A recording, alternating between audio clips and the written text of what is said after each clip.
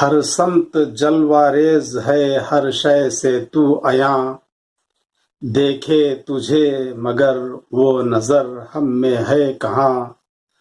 تو ہی غفور اور کریم و رحیم ہے، ہم چاہتے ہیں تیری سدا دل نوازیاں۔ عزیز طلباء و طالبات، السلام علیکم ورحمۃ اللہ وبرکاتہ۔ Second year P U C میں آپ کا میں department of pre university education government of Karnataka کی جانب سے باصمیم قلب استقبال کرتا ہوں۔ جیسا کہ آپ تمام اس بات سے بخوبی واقف ہیں کہ ہر سال مئی یا جون میں کلاسز کا باضابطہ طور پر آغاز ہو جاتا تھا۔ امسال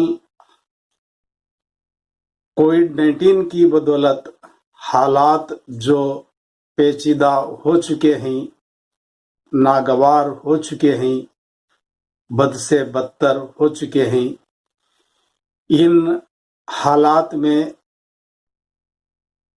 جینا محال ہو چکا ہے۔ زندگی کے ہر شعبے میں بدحالی آج پیدا ہو چکی ہے۔ خصوصاً اس کا اثر جہاں دیگر شعبہ جات پر پڑا ہے زندگی کے، وہیں تعلیم پر بہت گہرا اثر پڑ چکا ہے۔ تعلیم کی بدولت ہی آدمی انسان بنتا ہے۔ یہ شعبے سے تعلق رکھنے والے اساتذہ حتی المقدور کوشش کر رہے ہیں، محکمے کی جانب سے بھی یہ کوششیں ہو رہی ہیں کہ باقاعدہ طور پر طالب علموں کو کسی نہ کسی طرح سے تعلیم دی جائے۔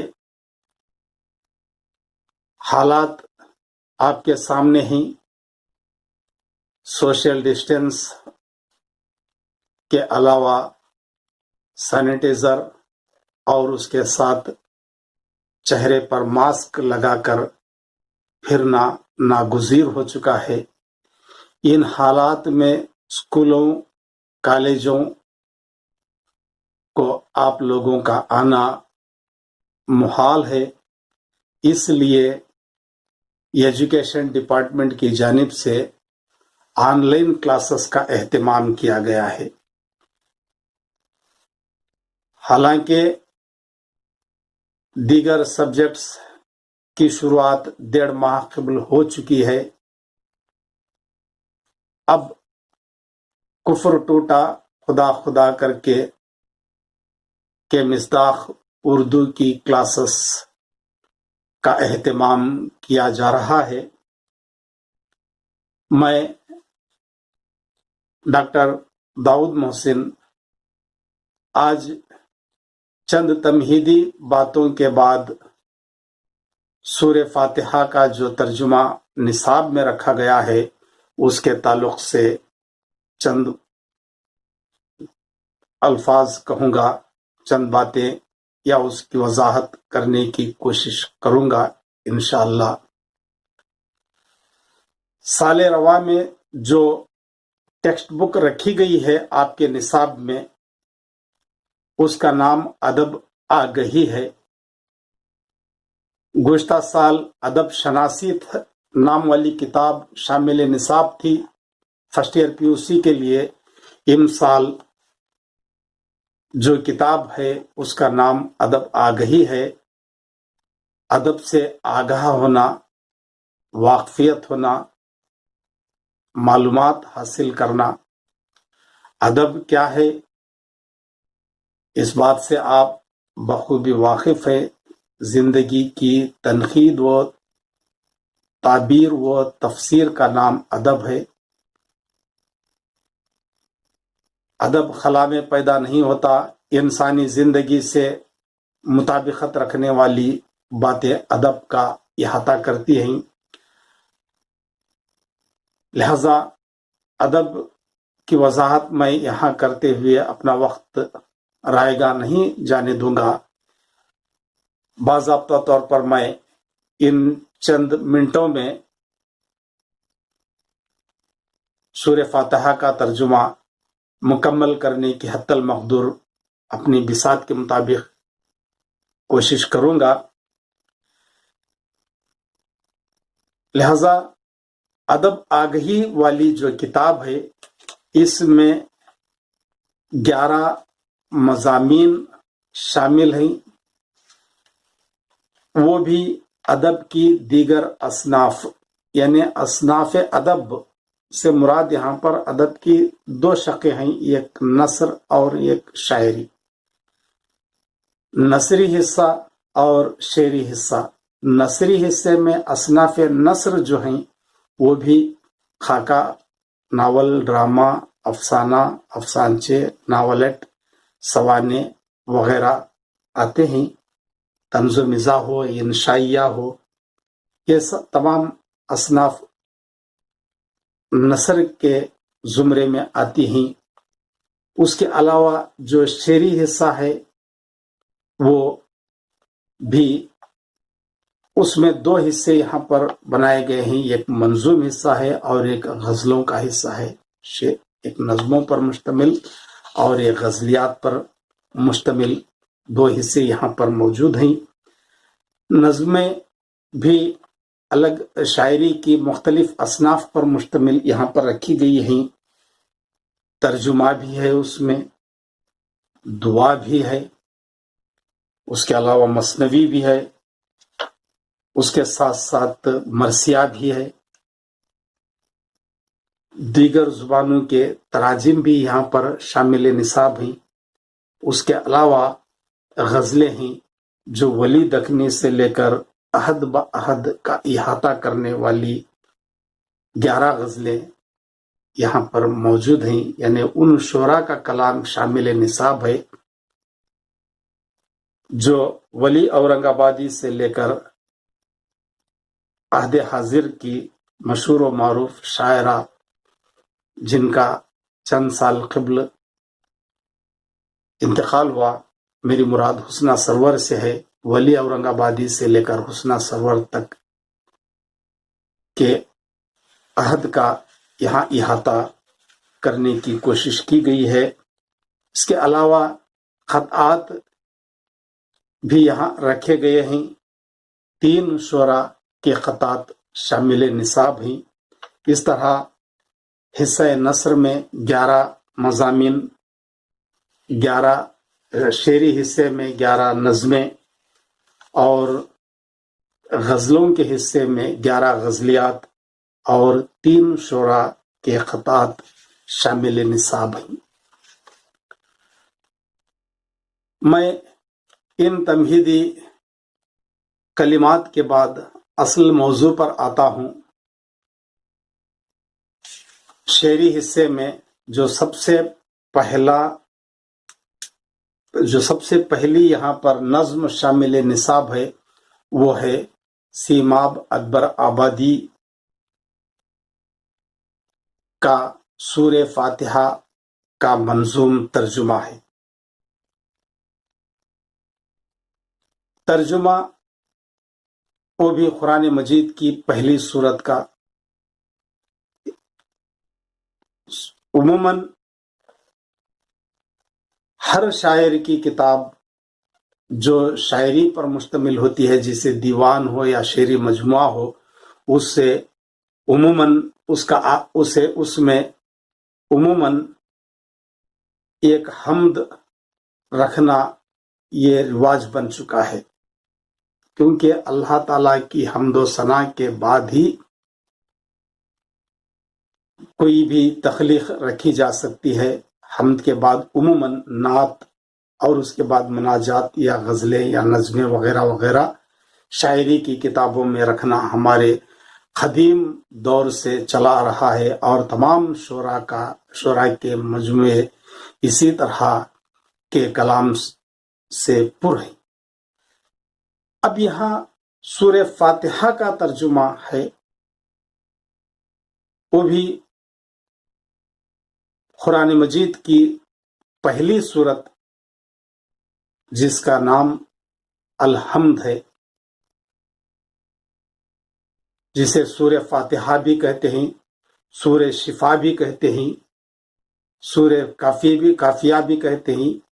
اس طرح سے کل 19 نام سورہ فاتحہ کے تفاسیر اور تراجم میں ہمیں ملتے ہیں۔ مختلف مترجمین اور مفسرین نے کئی ناموں سے اسے نوازنے کی کوشش کی ہے۔ فتح سے ہے، اس کے معنی کامیابی کے۔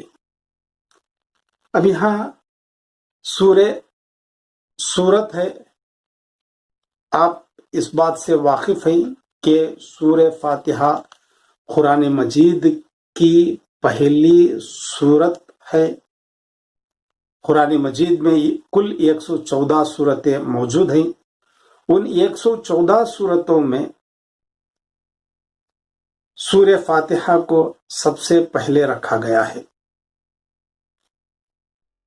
سورہ فاتحہ میں اللہ تعالیٰ کی حمد و ثنا بیان کی گئی ہے۔ یہاں غور طلب بات یہ ہے کہ قرآن مجید کی پہلی سورت کا پہلا لفظ ہی حمد ہے، یا مکمل الفاظ الحمدللہ۔ حمد سے مراد آپ اتنا تو سبھی جانتے ہیں کہ اللہ تعالی کی تعریف و توصیف میں جو نظم لکھی جاتی ہے اسے حمد کہتے ہیں۔ یہ روایتی جملہ سب جانتے ہی ہیں۔ اللہ تعالیٰ کی حمد و ثنا، تعریف و توصیف، شان و شوکت، اس کی عظمت و رفت، اس کی خصوصیات،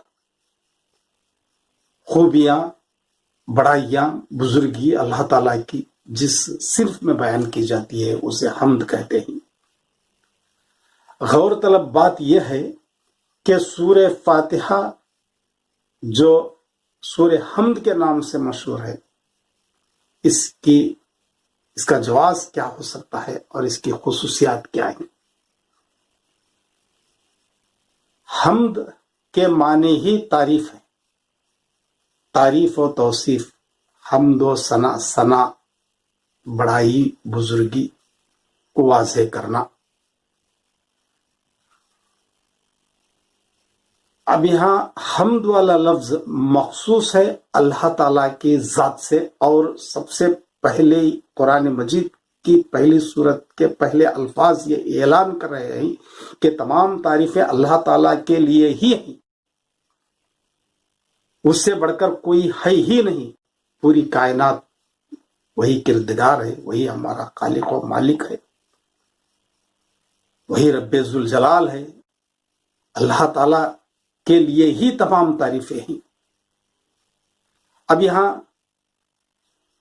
میں نظم یعنی اس سورہ فاتحہ کا ترجمہ کرنے سے پہلے دو باتیں ترجمے کے تعلق سے کہنا ضروری سمجھتا ہوں کہ کسی ایک زبان میں پائے جانے والے متن کو دوسری زبان میں اسی تاثر کے ساتھ، اسی کیفیت کے ساتھ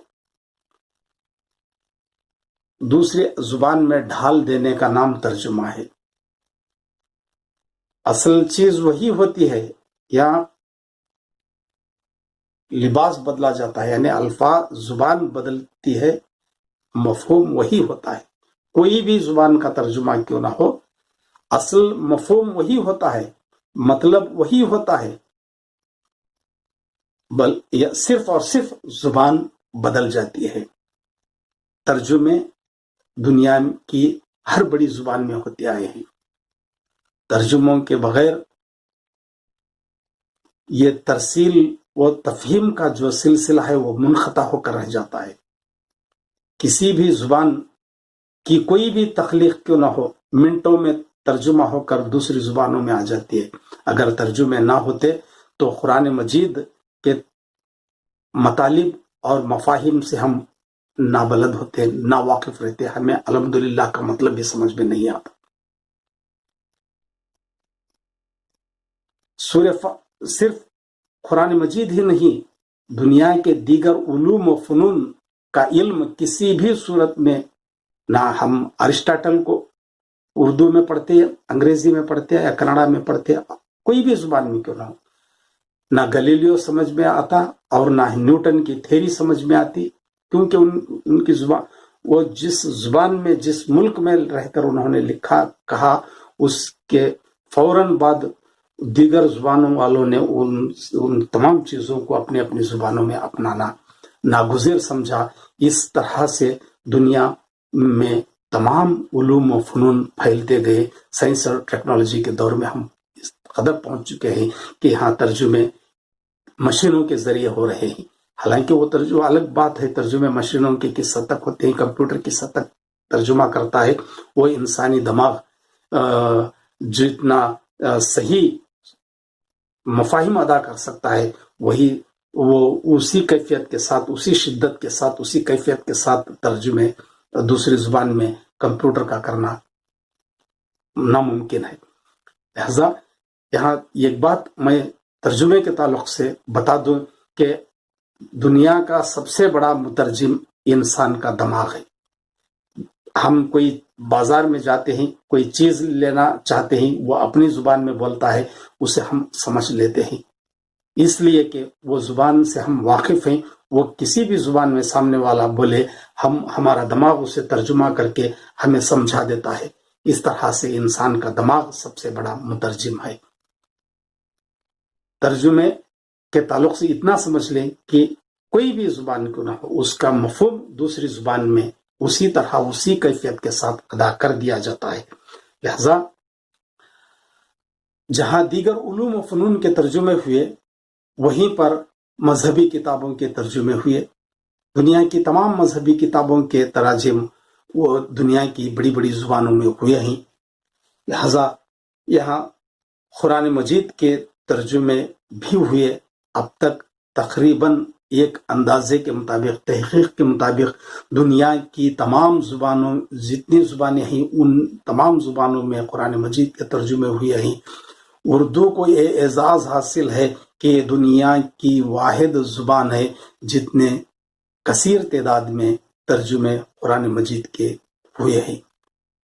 تحقیق بتاتی ہے کہ 150 سے زائد تراجم قرآن مجید کے اردو میں ہوئے ہیں۔ مختلف احباب نے، جو مترجمین تھے، جو صاحبان تھے، انہوں نے قرآن مجید کو سمجھا، پڑھا، اس کے مفہوم کو دوسری ہماری اردو زبان میں ڈالنے کی انہوں نے کوشش کی۔ یہ بہت بڑا کارنامہ ہے۔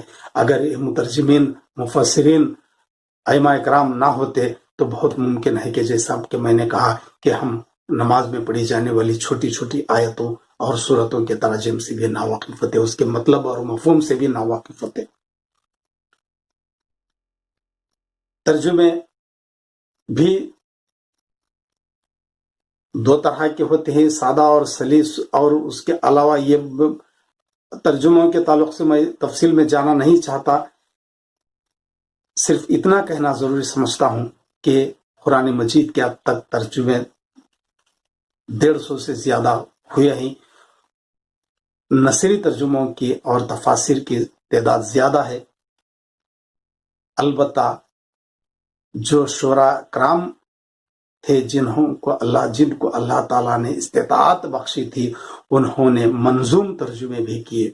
پورے قرآن مجید کو شعری پیکر میں ڈالا، شاعری میں انہوں نے ترجمہ کیا۔ یہ بہت بڑا کارنامہ ہے۔ اب تک ہمارے پاس تحقیق بتاتی ہے کہ صرف 3 مکمل منظوم تراجم ملتے ہیں، جن میں سیماب اکبر آبادی بھی ایک ہے، جن کے ترجموں کی کتاب وحی منظوم کے نام سے 1981 میں ان کے صاحبزادے نے کراچی سے شائع کی۔ اب میں راست سورہ فاتحہ کے تعلق سے چند باتیں بتا کر یہ جو نصاب میں رکھا گیا ہے اس کے تعلق سے کہنا ضروری سمجھتا ہوں۔ اس سے پہلے اور چند باتیں یہ بھی بتاتا چلوں کہ سیماب اکبر آبادی یہاں پر ترجمہ نگار ہیں، یہاں مترجم ہی کہنا چاہیے، کیونکہ انہوں نے قرآن مجید کی اس صورت کا یہاں ترجمہ کیا ہے جو شامل نصاب ہے۔ ہر مضمون، نظم یا غزل سے پہلے طالب علموں اور اساتذہ کی سہولت کی خاطر نصابی کمیٹی کی جانب سے تخلیق کار اور تخلیق کے بارے میں چند اشاریے دیے گئے ہیں۔ اشارے میں ہی اس کا فنکار کے تعلق سے بھی اور فن پارے کے تعلق سے بھی واضح کر دیا گیا ہے، اس کے حالات زندگی مختصر طور پر اور ان کی شاعرانہ یا ادبی صفات پر، ان کے ادبی زندگی کے تعلق سے، اور اس کے بعد جو نصاب میں صنف شامل ہے، جو تخلیق شامل ہے، اس کے تعلق سے اس کا لب لباب یا ماحصل یا خلاصہ پیش کر دیا گیا ہے۔ یہاں سمجھنے میں بہت آسانی ہو جاتی ہے۔ سیماب اکبر آبادی کے تعلق سے بتاتا چلوں کہ یہ اردو کا ایک بہت بڑا نام ہے، اردو ادب میں بہت ہی عزت کے ساتھ یہ نام لیا جاتا ہے، کیونکہ ان کا سب سے بڑا کارنامہ دیگر کارناموں کے علاوہ جو ادبی رہا، وہ اس جو مذہبی اعتبار سے اس کا تقدس اپنی جگہ ہے ہی، منظوم ترجمہ وہی منظوم کے نام سے جو آیا ہے، اس کے علاوہ ادب میں جو خدمات انہوں نے انجام دی ہیں، وہ آج تک جس کو ان کی نسل نے برقرار رکھا ہے، جو ادبی جریدہ ہے، جو ادبی رسالہ تقریباً 90 سال سے 90 ایئرس 89 سال سے جو رسالہ شاعر کے نام سے ممبئی سے نکل رہا ہے، تاخیر کیے بغیر، رکاوٹ کے بغیر مسلسل اشاعت پذیر ہو رہا ہے، یہ بہت بڑا کارنامہ ہے جو جن کے لیے سیماب اکبر آبادی کے لیے ایک بہت بڑا اعزاز ہے۔ سیماب اکبر آبادی یہاں تخلیق کار ہیں، ان کے تعلق سے چند تمہیدی باتیں یہ کہ سیماب اکبر آبادی کا نام عاشق حسین صدیقی تھا، آگرہ میں پیدا ہوئے، ابتدائی تعلیم وہیں پر عربی اور فارسی میں حاصل کی، اور وہاں سے اجمیر چلے گئے، انگریزی اسکول میں انہوں نے تعلیم حاصل کی، اس کے بعد وہیں پر کالج میں داخلہ لیا۔ والد نے بڑے بڑے لوگوں کی وہ مصلحت خداوندی ہوتی ہے، اللہ رب العزت کی مرضی ہے کہ ان کے والد کا انتقال ان کے طالب علم کے زمانے میں ہو گیا، جس کی بدولت انہیں مشکلات درپیش ہوئی، تو انہوں نے تعلیم کا سلسلہ ترک کر دیا اور گھر کی ذمہ داریاں نبھانے پر آمادہ ہو گئے، جس کے لیے انہوں نے ملازمت اختیار کر لی۔ کانپور، اجمیر، آگرہ وغیرہ میں ملازمتیں کی، اور اس کے بعد مستقل طور پر آگرہ میں قیام کیا۔ ملک آزاد ہوا، تقسیم بھی ہوا، تقسیم ہند کے بعد وہ پاکستان چلے گئے اور وہیں پر آخر تک رہے۔ سیماب اکبر آبادی ایک فطری شاعر تھے، شاعری ان کی طبیعت میں اللہ تعالیٰ نے ودیت کی تھی۔ شاعری شروع کی تو ابتدا میں ذوق، معاف کیجیے، داغ دہلوی سے اصلاح کی۔ اس طرح سیماب اکبر آبادی تلمیذین داغ میں شمار ہوتے ہیں۔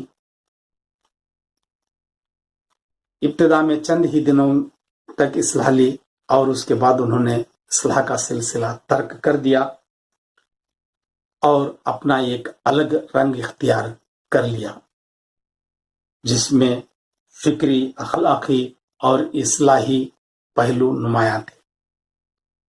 زبان کی لطافت اور فنی پختگی کی بدولت اپنے معاصرین میں انہیں ایک مقام حاصل ہوا، نمایاں مقام حاصل ہوا۔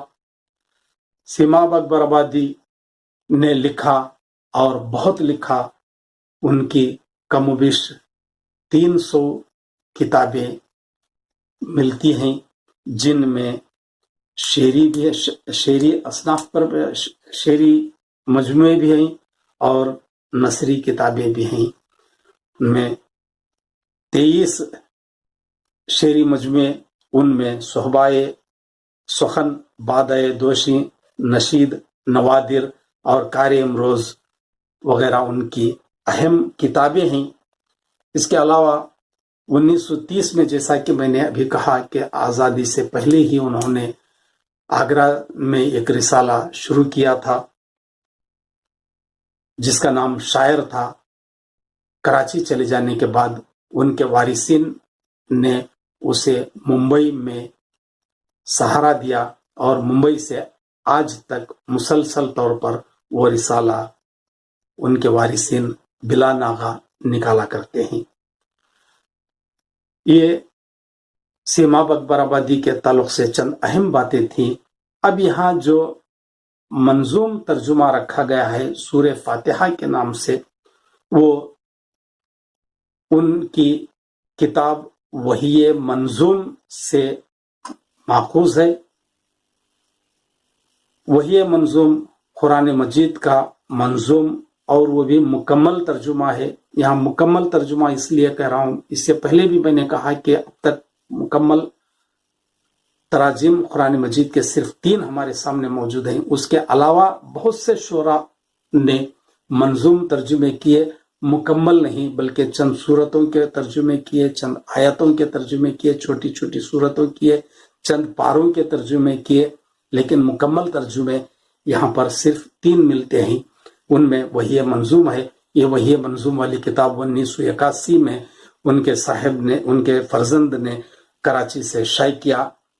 اس ترجمے کی، وحی منظوم کے ترجمے کی خوبی یہ ہے کہ زبان بہت ہی سیدھی سادی سلیس استعمال کی گئی ہے اور وزن و بحر کے تقاضوں کو پورا کرنے کے لیے زائد الفاظ کو قوسین میں یعنی بریکٹ میں رکھا گیا ہے۔ زیر نظم جو ہے وہ جس کی حیت کے تعلق سے کہوں، پیٹرن جو ہوتا ہے حیت، وہ حیتی اعتبار سے اسے نظم معرہ میں شمار کرتے ہیں۔ نظم معرہ یعنی جسے انگریزی کی بلینک ورس سے مختص ہے۔ بلینک ورس جو انگریزی میں یعنی جس میں قافیہ اور ردیف وغیرہ کا اہتمام بڑی مشکل سے ہوتا ہے، ایک ہی طرح وہ کیا جاتا ہے، تو باقاعدہ طور پر وہاں پر قافیہ ردیف وغیرہ کو نبھاتے ہوئے ہر شعر الگ الگ انداز میں پیش کیا جاتا ہے، اسے نظم معرہ میں یہاں پر یہ منظوم ترجمہ ہمیں ملتا ہے۔ اب میں سورہ فاتحہ کے تعلق سے چند باتیں کہنے سے پہلے ضروری سمجھتا ہوں کہ قرآن مجید کی یہ جو پہلی سورت ہے، یہ پہلی، جس میں 114 سورتیں ہیں، یہ بھی میں نے کہا 114 میں پہلی سورت، اور وہ بھی 7 آیات پر مشتمل سورت ہے۔ اسے قرآن مجید کی تمہید بھی کہا جاتا ہے، آغاز بھی کہا جاتا ہے، افتتاح بھی قرار دیا جاتا ہے۔ یہ مکمل صورت ہے قرآن مجید کی جس میں اللہ تعالیٰ نے بندوں کو یہ بتانے کی کوشش کی ہے کہ کس طرح اللہ تعالیٰ کی حمد و ثنا بیان کی جاتی ہے، کرنی چاہیے، اور کس طرح سے اللہ رب العزت سے دعا مانگنی چاہیے، کیونکہ اس کا نام ایک سورۃ الدعا بھی ہے۔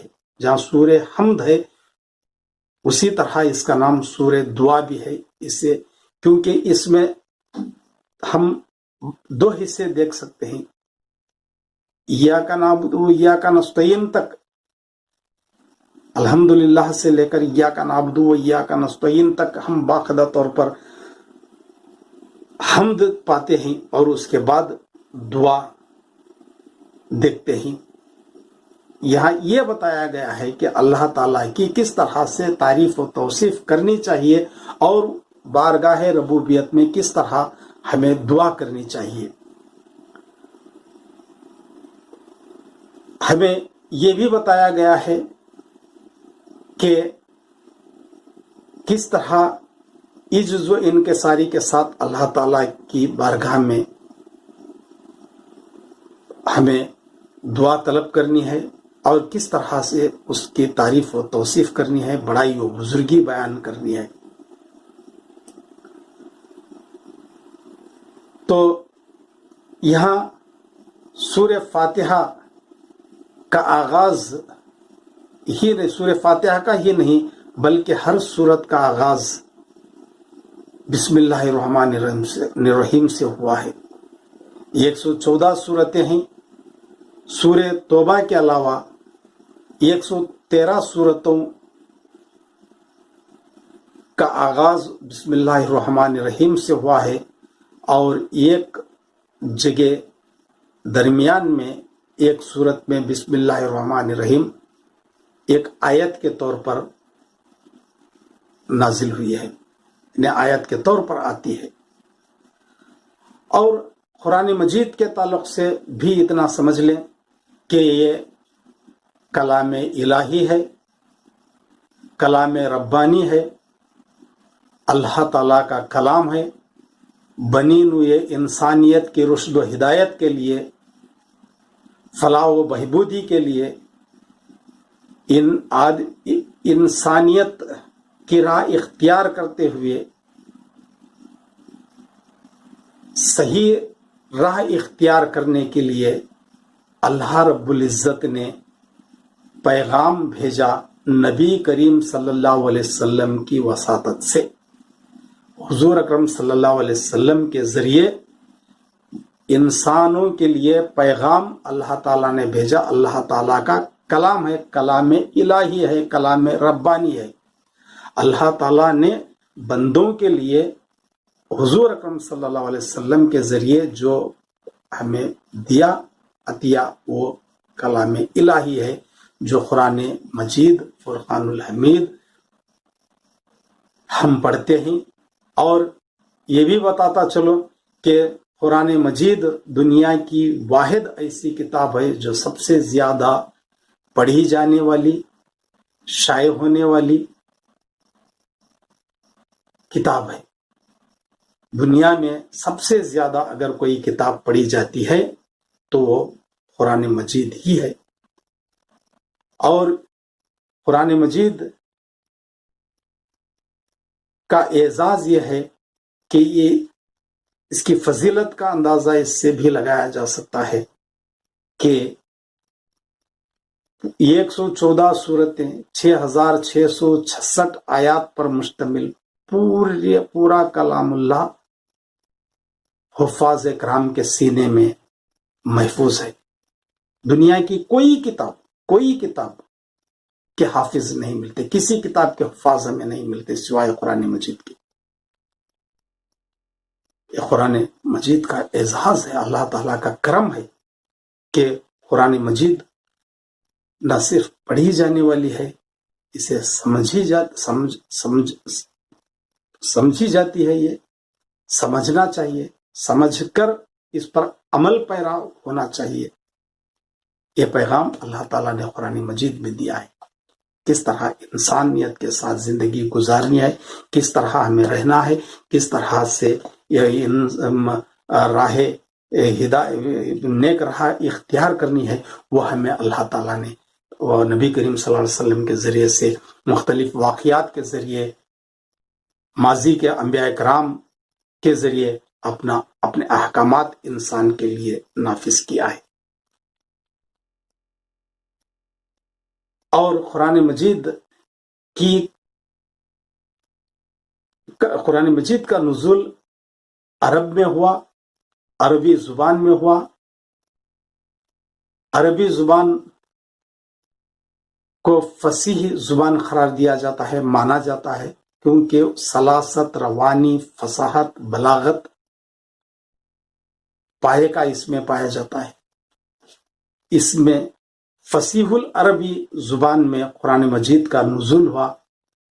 اس دور کے شرفا و فصحا اس کے قاری رہے، اسے سمجھنے والے وہی تھے۔ اس کے بعد قرآن مجید چونکہ صرف عرب والوں کے لیے نازل نہیں ہوا تھا، پوری دنیا کے لیے، پوری کائنات کے لیے نازل ہوا تھا، کیونکہ حضور اکرم صلی اللہ علیہ وسلم کو اللہ تعالیٰ نے رحمت للعالمین بنا کر بھیجا۔ رحمت للعالمین تمام عالموں کے لیے رحمت للعالمین بنا کر اللہ تعالیٰ نے بھیجا تھا، اس لیے تمام انسانیت کے لیے یہ پیغام تھا۔ چونکہ حضور اکرم صلی اللہ علیہ وسلم ملک عرب میں آئے تو ملک عرب کی زبان عربی تھی، عرب کی فصیح زبان میں، وہاں کے عام بول چال کی زبان میں قرآن مجید کو نازل نہیں کیا گیا، عرب کی فصیح زبان میں قرآن مجید کا نزول ہوا۔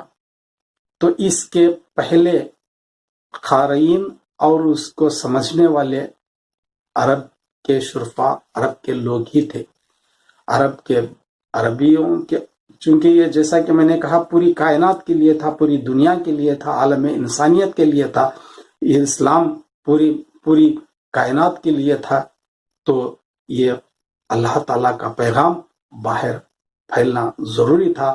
قرآن مجید ہر جگہ گیا، اور وہاں کے لوگوں نے، جن لوگوں کی زبان عربی تھی، وہ سمجھتے رہے، اسے معلوم کرتے رہے، پڑھتے رہے، اس پر عمل پیرا ہوتے رہے، اور جو عربی سے ناواقف تھے ان لوگوں کی بھلائی کے لیے، ان لوگوں کو سمجھنے کے لیے، ان لوگوں کو معلوم، ان لوگوں کی بھلائی کی خاطر وہاں کے جو اپنی اپنی زبانوں کے جو مفکرین اور دانشور تھے، انہوں نے قرآن مجید کو اپنی اپنی زبانوں میں ڈالنے کی کوشش کی۔ تو ہندوستان میں بھی ایک عرصے تک صرف عربی میں پڑھنا ہی فضیلت سمجھا جاتا تھا، افضل سمجھا جاتا تھا۔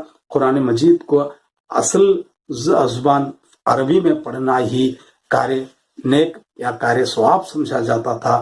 اس سے ترجمہ کرنا، ترجمہ قرآن مجید کی تو الگ بات، کسی بھی زبان کا ترجمہ کرنا گناہ قرار دیا جاتا تھا۔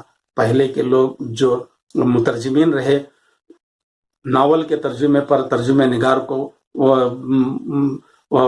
زندہ جلا کر اس کی لاش کو پھینک دیا گیا۔ پہلے یہ کھال ادھیڑ دی اڑیسی کا جو ناول تھا، اسے کرنے والے، ترجمہ کرنے والے کو جلا وطن کیا گیا، اس کے بعد اس سے پکڑا گیا، پھر اس کی چمڑی ادھیڑ دی گئی، پھر اس پر بھی بس نہیں ہوا تو اسے آگ میں ڈال دیا گیا۔ یہ عام کتابوں کے ترجمے کرنے والوں کے تعلق سے تھا۔ قرآن مجید کا ترجمہ کرنا گناہ سمجھا جاتا تھا، کیونکہ اصل مفہوم، اصل زبان میں ہی پڑھنا ثواب سمجھا جاتا تھا۔ تو ہندوستان میں چونکہ ہماری اس زمانے کی زبان فارسی اور اردو تھی، شاہ ولی اللہ محدث دہلوی نے پہلی مرتبہ قرآن مجید کا ترجمہ فارسی میں ہندوستان میں کیا۔ تو شاہ ولی اللہ محدث، اس طرح سے ہندوستانیوں کو یہ اعزاز حاصل ہے کہ فارسی میں بھی ترجمہ شاہ ولی اللہ محدث دہلوی نے ہندوستان میں کیا۔ پہلا ترجمہ فارسی میں کرنے والے ہندوستان میں ہی تھے، وہ شاہ ولی اللہ محدث دہلوی۔ ان کے ساتھ برا سلوک کیا گیا، ان لان تان کی گئی، بہت ہی تان و تشنیع کی گئی۔ تو ان کے صاحبزادوں میں شاہ عبد القادر نے اور شاہ رفیع الدین نے اردو میں اس وقت کی ٹوٹی پھوٹی جو زبان تھی، ابھی اتنی معیاری زبان نہیں تھی، فارسی کی بنسبت اسے وہ معیار حاصل نہیں تھا، ٹوٹی پھوٹی زبان کہتے تھے، عام بول چال کی زبان تھی، اس میں انہوں نے ترجمہ کر دیا۔ ضد میں آ کر کہا جاتا، تاریخ بتاتی ہے کہ والد کا بدلہ لینے کے لیے ان کے صاحبزادوں نے، شاہ ولی اللہ محدث دہلوی کے صاحبزادے شاہ رفیع الدین اور شاہ عبد القادر نے یکے بعد دیگرے 12 سال کے فرق میں تفریق میں 12 سال بعد پہلا ترجمہ شاہ رفیع الدین نے کیا، اس کے بعد شاہ عبد القادر نے 12 سال بعد ضد میں آ کر ترجمہ کیا. اس طرح سے ترجمے کا آغاز ہوا. ترجمے نہ ہوتے جیسا کہ میں نے کہا تو ہم قرآن مجید کو بھی نہ سمجھتے اور دیگر کتابوں کو بھی نہ ہی سمجھتے. یہاں نصاب میں قرآن مجید کا ترجمہ رکھا گیا ہے. اس کے تعلق سے انشاءاللہ پھر یہ کہ جیسا کہ میں نے ابھی کہا کہ ہر سورت کا آغاز سورہ فاتحہ سے ہی ہوا ہے، معاف کیجیے بسم اللہ الرحمن الرحیم سے ہوا ہے. اس طرح یہاں بھی سورہ فاتحہ کا آغاز بھی بسم اللہ الرحمن الرحیم سے ہی ہوا ہے.